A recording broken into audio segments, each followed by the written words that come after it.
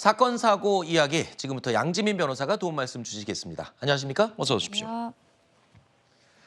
앞서 저희 기자 리포트에서 보셨듯이 인천 청라 아파트 지하 주차장에서 발생했던 이 벤츠 전기 자동차 화재에 대한 원인을 확인하기 위해서 이 합동 감식이 이루어지고 있습니다. 이런 가운데 아직도 주민들의 피해 복구는 더디게 진행되고 있다고 전해지고 있는데요. 자, 이런 가운데 해당 아파트에 벤츠 차량 홍보 전단이 배포되면서 논란이 일고 있습니다. 입주민 목소리 들어보시죠. 당황스럽더라고요. 그래서 2%를 더 할인해 주겠다.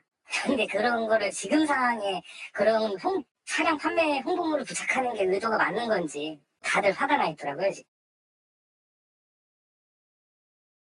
저 벤츠 자동차 홍보 전단, 저 붙인 사람도 참 눈치 없네요. 그러게요. 그러니까 네. 입주민들 입장에서는 공분을 터뜨릴 수밖에 없는 것입니다. 저 내용을 좀 살펴보면요.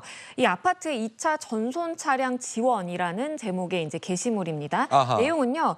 혹시나 이번 화재 사고로 인해서 전손 처리된 분들이 있다고 한다면 이 차량을 구매하면 2% 할인을 해주고 아하. 그리고 전손 차량 처분이라든지 취득세에 대해서 환급을 해주겠다. 그리고 네. 그 다음에는 이런 내용도 있습니다. 차량용 소화기도 증정을 하겠다라는 내용까지 있다 보니까 입주민들 사이에서는 아니 우리를 조롱하는 건가? 아니면 이것이 정말 우리를 위해서 사실 붙은 게시물이 맞나라고 의심을 할 수밖에 없는 것입니다. 네. 다들 아시는 것처럼 이 아파트에서 발생한 이 화재의 차량 역시나 같은 브랜드였잖아요. 벤츠였잖아요. 그렇죠. 네. 그러다 보니까 사실은 이 게시물을 보고 다들 화가 났다라는 하는 입주민들이 대부분이었습니다. 네. 벤츠 전기 자동차. 거기서 불이 났는데 이 불난 벤츠 자동차를 지원해준다는 홍보 전단을 붙이는 조금 어이없는 상황이죠. 자, 오늘 오전에 인천소방본부의 긴급 합동 화재 안전조사 결과 내용이 브리핑이 있었는데요. 들어보시죠.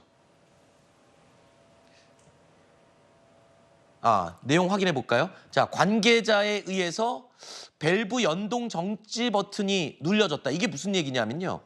인천 이 지하 주차장 화재 때 스프링클러가 작동하지 않았던 것으로 확인이 됐죠. 근데 그 이유를 살펴봤더니 소방본부에서 이렇게 확인을 한 겁니다. 누군가가 스프링클러가 작동되지 않도록 밸브 연동 정지 버튼을 눌러놨다.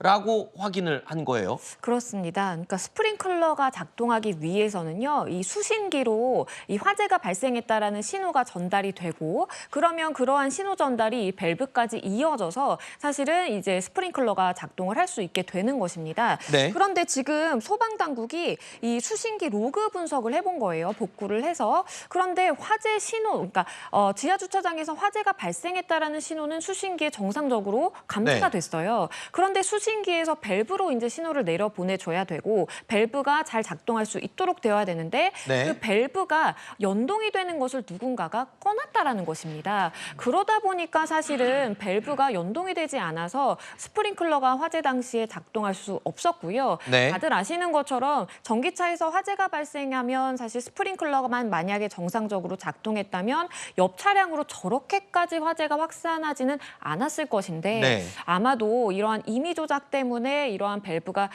결국에는 연동되지 않았고 그것이 화재를 키운 원인이 되지 않았느냐라는 지적이 있을 수밖에 없고요. 일단은 이 소방시설 설치 및 관리에 관한 법률에 위반 사항이 있는지 들여다볼 예정입니다. 네. 자, 이 사고가 났던 차량 벤츠 이 자동차에는요.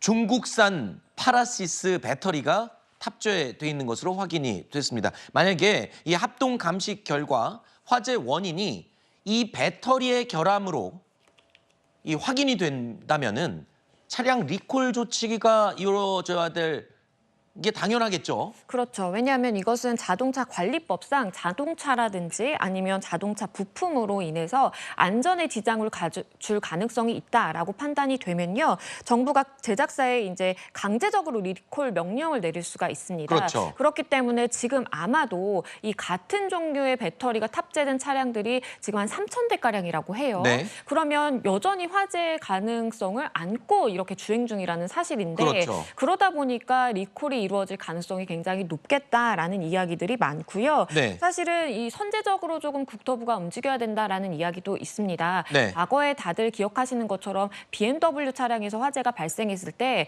화재가 첫 차에서 발생한 이후에 한 40대가량의 화재가 발생한 이후 그 이후에 리콜 조치가 내려졌거든요. 네. 이렇게 화재 발생만 이렇게 지켜보고 있는 게 아니라 선제적으로 좀 나서야 된다라는 이야기도 나옵니다. 벤츠 자동차가 굉장히 비싼 자동차로 알려져 있죠.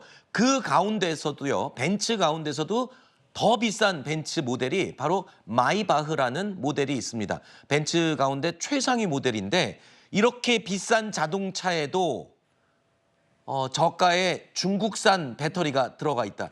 이게 맞습니다. 소비자 입장에서는 이거 누구를 놀리는 건가, 속이는 게 아니냐 이런 얘기가 나오고 있다고요. 그렇죠. 왜냐하면 벤츠에서 이 마이바흐 모델을 홍보를 할 때 세계 1위의 CATL 배터리를 장착을 했다. 이렇게 홍보를 했어요. 그런데 알고 보니까 저가의 중국산 배터리와 함께 혼용해서 사용을 하고 아하. 있다라고 하고요. 그러다 보니까 이렇게 제조사에서 제공하는 불투명한 정보 때문에 오히려 소비자들이 더 불안하고 네. 소비자들 입장에서는 정확하게 내 차량에 어떠한 배터리가 탑재되어 있는지 알 수가 없는 상황인데 네. 그러다 보니까 이 전기차 포비아를 더 키우는 것 아니냐라는 이야기가 나올 수밖에 없고요. 네. 사실 지금 이 마이바흐 모델에 탑재된 중국산 배터리 같은 경우에 시장 점유율이 0.5%밖에 안 되는 굉장히 시장 점유율이 낮은 그러한 업체 배터리입니다. 물론 이 중국산 배터리 모두 화재 가능성이 있다라고 얘기할 수는 없겠지만 그만큼 이러한 화재 발생 가능성이 높게 점쳐지다 보니까